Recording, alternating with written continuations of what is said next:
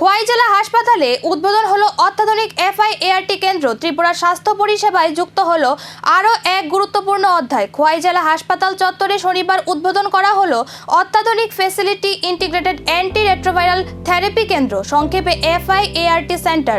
Tripura state AIDS control society উদ্যোগে চালু হওয়া এই কেন্দ্রে এখন থেকে HIV ও এইডস আক্রান্ত রোগীরা জেলা হাসপাতালেই পাবেন নিয়মিত অ্যান্টি রেট্রোভাইরাল থেরাপি সহ প্রয়োজনীয় চিকিৎসা পরিষেবা। ফলে আর দূরের জেলায় ছুটতে হবে না রোগীদের। উদ্বোধনী অনুষ্ঠানে উপস্থিত ছিলেন খোয়াই জেলা পরিষদের সভাধিপতি Aparna Singha Roy Dutta, Tripura state AIDS control society project director doctor Binita Chakma এবং খোয়াই জেলা হাসপাতালের medical superintendent doctor Sharadindu Reang সহ বিশিষ্ট ব্যক্তিবর্গ। আধিকারিকদের দাবি, এই উদ্যোগ শুধু চিকিৎসা পরিষেবাকেই সহজ করবে না, বরং রোগীদের মানসিক শক্তি এবং সামাজিক নিরাপত্তাও জোরদার করবে। একই সঙ্গে রাজ্যের স্বাস্থ্য পরিকাঠামো উন্নয়নে সরকারের ধারাবাহিক প্রচেষ্টার কথাও উঠে আসে অনুষ্ঠানে।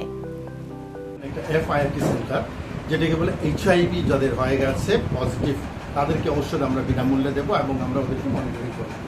আগে যেটা হতো যে আগরতলা গিয়ে জিবি হাসপাতাল থেকে নিয়ে আসতো, এখান থেকে এই পাহাড়টা পেরিয়ে যেতে অনেক সময় কষ্ট হয়। তা যারা অলরেডি আমাদের এখানে পজিটিভ আছে ওদেরকে যাতে আমরা এখানেই পরিষেবা দিতে পারি তার উদ্দেশ্য।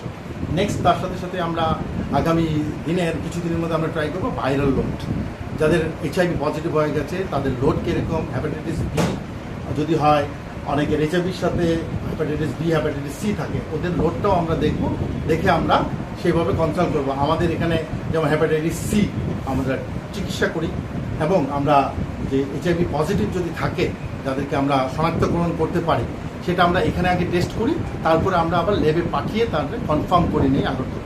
তো সেখান থেকে হলে যে পেশেন্টগুলি আমাদের আন্ডারে আছে তারা যাতে সুস্থ থাকে তার জন্য আমাদের এই প্রয়াস। তার জন্য আমি অসংখ্য ধন্যবাদ আমার এইডস কন্ট্রোল। চিকিৎসা পরিষেবায় নতুন আলো, কিন্তু সামনে কি আরও বড় পরিবর্তনের ইঙ্গিত?